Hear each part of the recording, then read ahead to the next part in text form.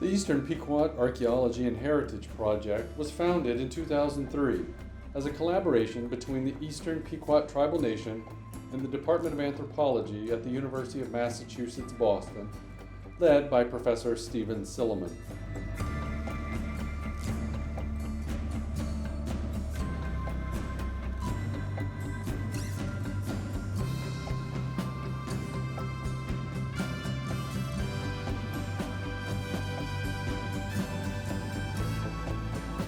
The project has pursued several goals: assisting the Eastern Pequot with historic and cultural preservation, integrating archaeological and heritage work into community planning and land management, training and paying Eastern Pequot as archaeologists, educating students in archaeological fieldwork and Eastern Pequot history and culture,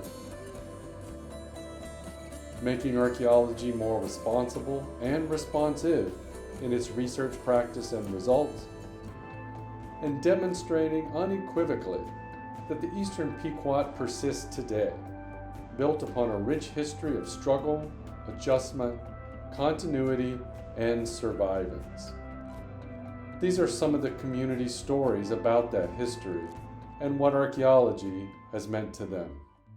Well, my mom was like, hey, get out of bed. You're going to go dig on the reservation. And like most teenagers, I wasn't too excited about it. And the first 2 days out here were really rough because I didn't really want to be here. But the more that I was here, the more I wanted to keep coming out here. The more I wanted to keep finding stuff. This connection, I think, this bond, first of all, it's hard for tribal people to have trust.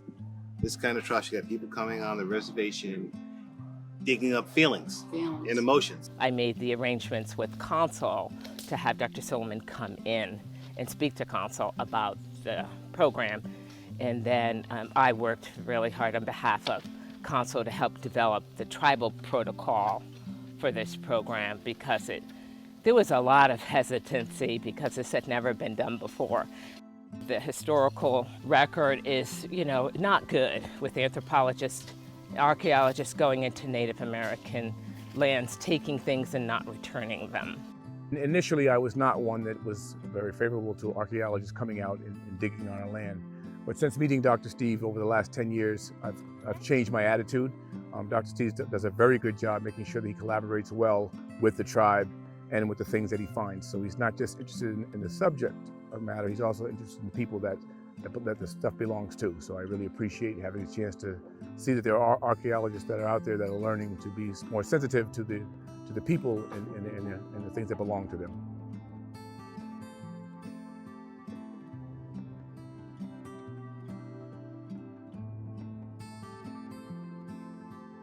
I am Norma Parrish, and one of the elders of the Eastern Pequot Tribal Nation. I'm 94 years old, and I've been coming here when we first started to explore the reservation to find the artifacts that were left here. The basements, the chimneys, pots, and my goodness, who'd have thought a house was out here? That Mother Earth covered up, however, we're digging it up and finding it again. And it's great to have it. And I'm so grateful for the help that we're getting from the students in the schools. We'll never forget them. We've been working very closely with UMass, and we're really happy to continue the program and appreciate all that Dr. Silliman has been able to do with bringing the students on. But more importantly is that now we have a collection, and I know it's thousands of pieces, and Steve can probably tell you the number, but I think what's more important is that we have a material archaeological collection that we didn't have before that dates back to thousands of years, because we have stone tools that were found, and then we have some of the colonial trade materials that have been found. And we have a very extensive collection, and we're looking forward to taking the educational piece to our community a little bit closer now, since this year we transferred all the artifacts to the Mashantucket Pequot Museum. So we don't have the logistics of having to travel up to UMass Boston to see the larger collection, although we've had on a regular basis some small exhibits available at our powwow, and we've had discussions at, community meetings. So in the future, I would like to maybe do something on the cultural preservation side of this. I graduated college already. I was an English major, so it's kind of left field with that. But I would like to kind of see this program grow a little bit more, get more tribal kids out here, maybe have a summer camp where the kids can come out and look at the artifacts, and just, I want them to feel the same way that I felt. At a time where we were so devastated and it felt like nothing was going, this kept me going. This gave me hope, and I want them to feel the same thing. For me, it's helped me become more aware of the importance of staying present now and connecting with family now and getting us closer, because there's been a lot of gaps for us in terms of just different things that are going on, different things that happen, and us dealing with those sort of traumatic events and still being able to stay tight-knit. Every family has its problems, every relationship has its dynamics, but connecting to the land, connecting to the past has definitely helped heal me in a lot of ways. Sort of giving them that positive affirmation that we are here, we have been here, and we still are here, and we have a future as well. So this is the 2009 site. It dates back to 1840s, what they believe to be a house. There's a collapsed chimney behind me. For me, the significance of the 2009 site is this is where my cousin Cheyenne Sebastian, she found the padlock with the key still inside of it. For me, that was big because it showed the strength and the resilience of our people, and that over all that time that was still together. It showed me that we could be just as strong and we could do the same thing. Here when I was 13 years old, I did a little bit of screening, and it really was amazing. But then when I got to come out here for the fully 2 weeks, it was a great experience. A person that inspired me was actually Nikki. She told me a lot about the field school, how much time she's been in the field school and actually having fun, and what it meant to her. And me personally, I think that's a great experience for me, and for me to go out there, out in the woods, and find the things that I found. Hi, I'm Latasha Maddox, Eastern Pequot Tribal member, former tribal counselor, and I'm here to talk about the archaeology within UMass Boston.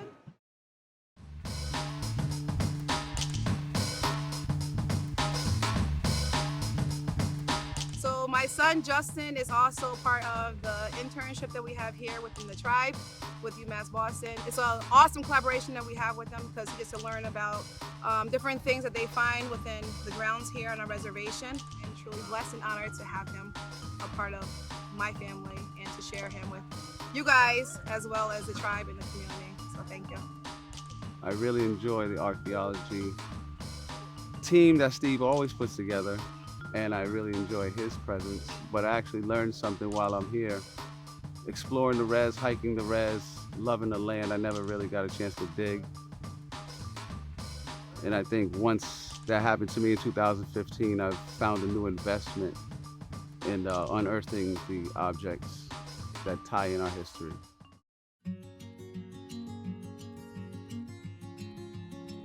And it's really brought forth, who we are as Native people, and this is our land, and this is why we're finding things that prove that our ancestors were here. And the UMass students have really done a wonderful job helping and assisting and teaching our students of tribal members that have participated over many years and now are doing archaeology. So this program has really been a blessing. My name is Cheyenne Sebastian, and I'm a member of the Eastern Pequot Tribal Nation. I was a part of the field school as an intern in 2007 and 2008. I loved that the field school came to the reservation over all of these years because it allowed us the opportunity to find artifacts and actual proof that the history we've been told is accurate and learn more things about our history over the years. I loved being able to just pull an artifact out of the unit and think back that the last time someone had touched this was probably one of my ancestors. name's Erica. I am a Native American intern at the Eastern Pequot Tribal Nation. It feels great to be an intern here because I feel I've learned more about my culture, learned more about tradition, and it feels great to just dig up some artifacts from my tribe and then just like study them. And this is like my first time experiencing with archaeology. My major is criminal justice, and I feel this will really help me in the future. To me, it's almost like this is who we are, and it took us back to a different place about what life was like on the reservation, if we had stone houses, if we had weetus, how we were living and using the land. So I think with the people, I mean, this is us, this is our history, and I feel that the archaeology project has been very valuable for the young people as well as the older people, just seeing a part and being connected to our past.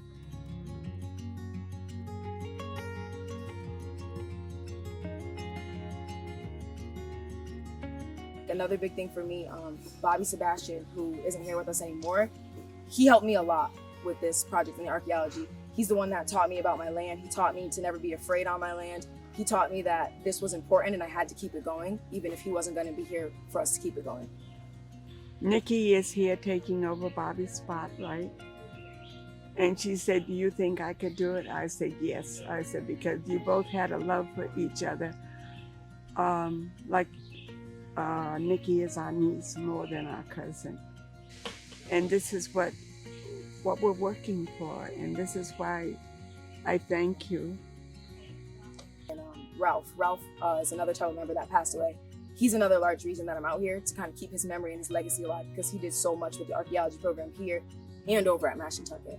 So it's important for me to kind of keep those guys' memories here. And I feel them when I'm out here. So it makes me feel really good that I have some kind of like semblance of them while I'm here.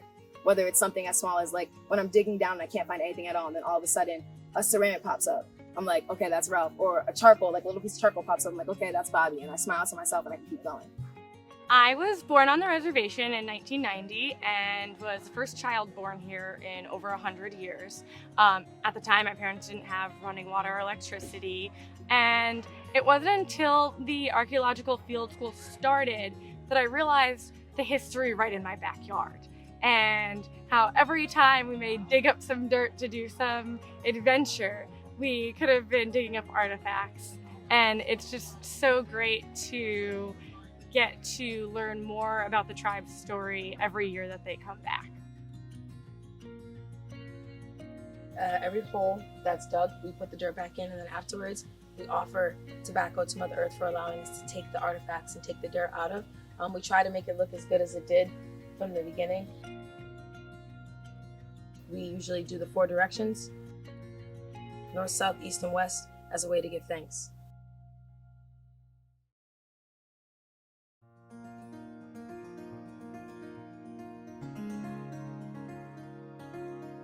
About the archaeology project, I feel like it keeps my tribe going at a point where the United States and the government try to tell us we don't exist. Every day that we're out there with the students, me included, the things that we find prove them wrong. So I feel like it keeps my nation alive, and it gives the young people, at least, it gives us hope, and also allows us to kind of reconnect to our ancestors, to know that I'm out there walking on the same land that my ancestors walked on, or picking up some of the same tools that they used. Is a very strong feeling, especially at a time when they're trying to destroy us. It proves that we've been here, and it just kind of regrounds us to this earth. Important thing about the archaeology program is the collaboration that we have with the students, because a lot of times before the students come out here, they have a preconceived notion, or they think they might know what the Pequots are, or when they're out here with us and they meet me and they meet the other interns, it's like it puts a face to the people. So it grounds our people, and it makes us human. It makes you understand that we're out here and we'll continue to fight.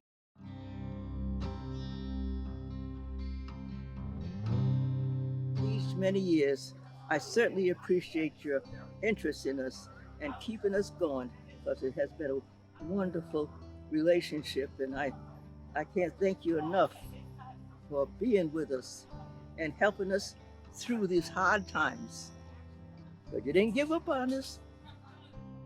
Thank you to the UMass Anthropology Department, and then all of the departments that have supported this effort, because I know it takes a certain amount of funding to house the students, to provide food for the students, to provide the salaries for our tribal interns and all the other items that are involved in, having a budget for 5 weeks to make this program successful. And I know there's been other departments at UMass that have supported the program, and we're really grateful for that. I want to thank UMass Boston and their archaeology program, Dr. Silliman, all the students that have been invested the past 16 years, because collectively we're finding more stuff, different stuff, and it's piecing together a lot. I also want to thank the tribe, the nation, for allowing us to continue with this project. I think it'll be very informative, educational for us, and really important for us establishing our continuing existence. I think it's a wonderful thing. They have been coming here for years to help us. I know they get a grant, but that doesn't mean anything. All their meaning comes from the heart, and has given us strength and courage to go forward and do the things that the elders need to do. We are, only here for a little while. We know that in the grand scheme of things. So if we can, both honor the living, the dead, our ancestors, and, all those that have kind of walked this land before we did, including the animals and things that crawl and, the birds and all of that, they're all part of what we as Native people in our theology celebrate.